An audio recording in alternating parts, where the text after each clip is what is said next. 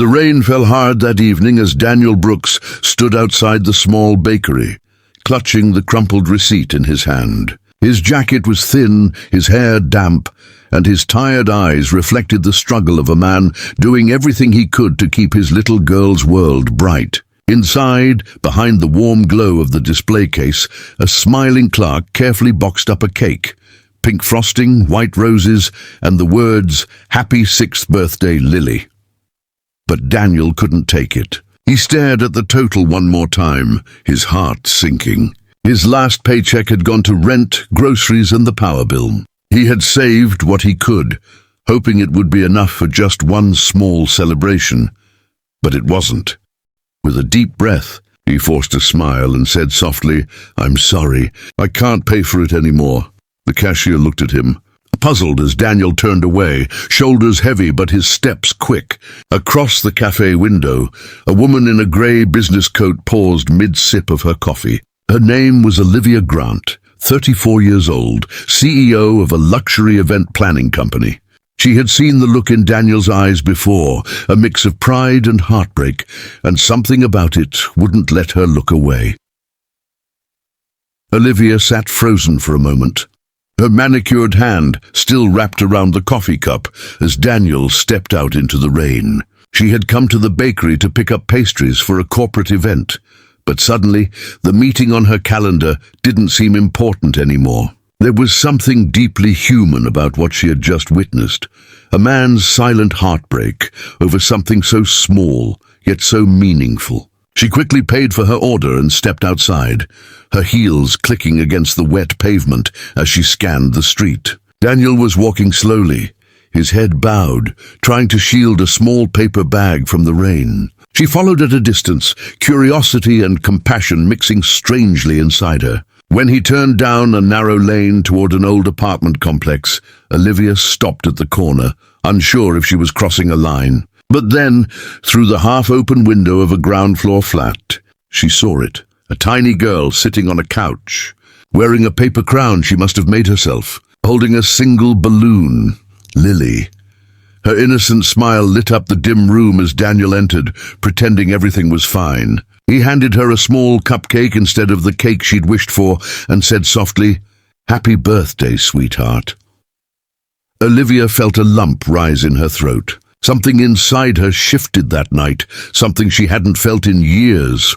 Back in her car, Olivia couldn't shake the image of that little girl's face, the smile that tried to be brave, the father who hid his pain. She sat for nearly 10 minutes, watching the raindrops race down the windshield, fighting the strange ache in her chest. She had spent years building an empire, planning events that cost more than most people made in a year, yet she had never stopped to think how many dreams never even got started. Finally, she pulled out her phone, called the bakery, and quietly asked if the man who had just cancelled the unicorn cake had paid a deposit. When they said yes, she smiled faintly and whispered, "I'll cover the rest and add a few extras. But don't tell him who it's from."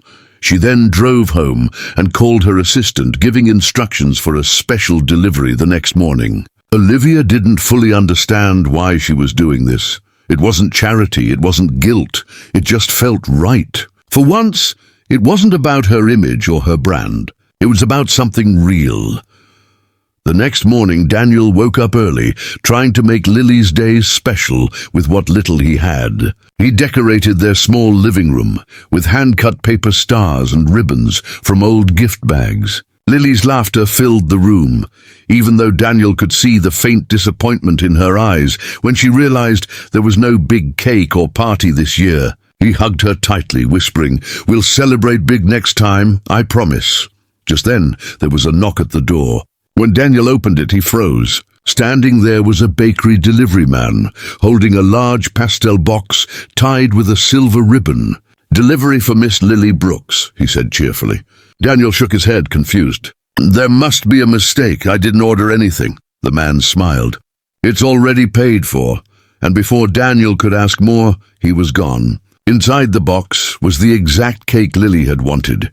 The same unicorn design, the same pink frosting. But there was more, balloons, decorations, and a handwritten card that simply read, Every child deserves a celebration.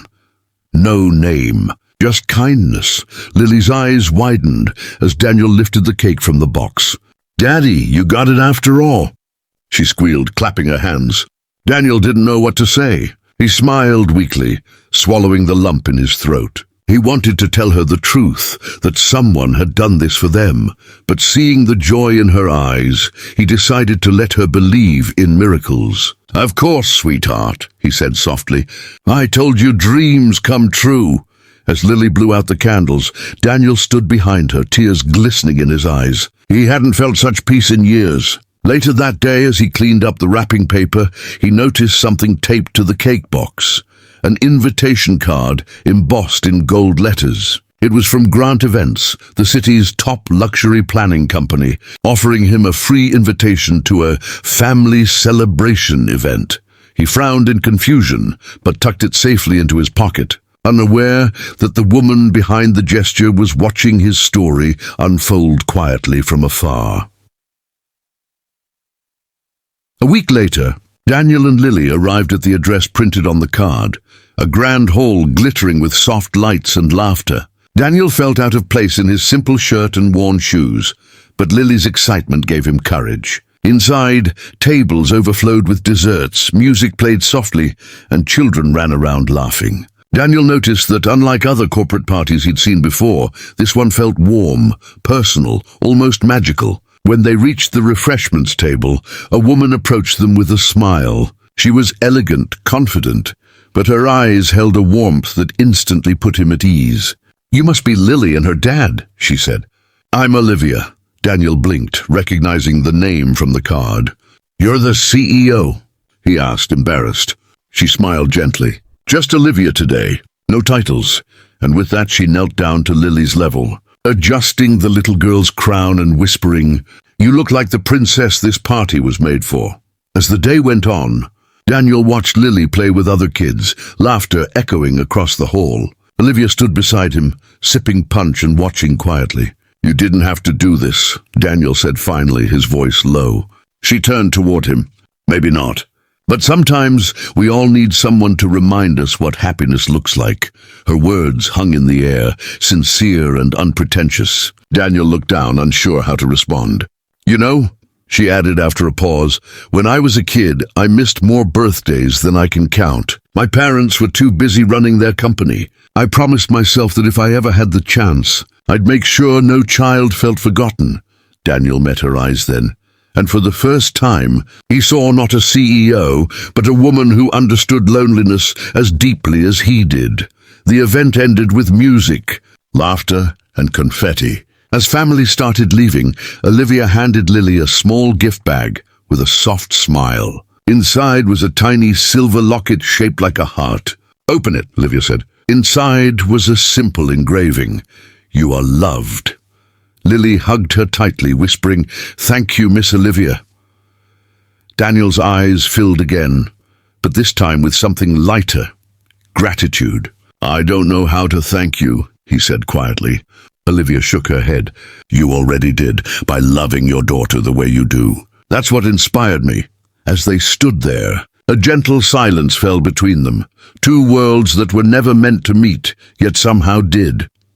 Weeks passed, but Olivia couldn't stop thinking about that day, or the feeling of genuine joy it brought her. She began quietly sponsoring local families for small birthday events, using her company's resources in secret. Daniel, on the other hand, found new confidence. With Olivia's help, he was offered a part-time logistics job with her company. His steady work, his calm reliability, and his natural kindness soon caught everyone's attention. Life wasn't instantly perfect, but for the first time in years it was moving forward. Lily would visit Olivia's office sometimes, coloring at her desk while her father worked, bringing smiles to everyone who passed by.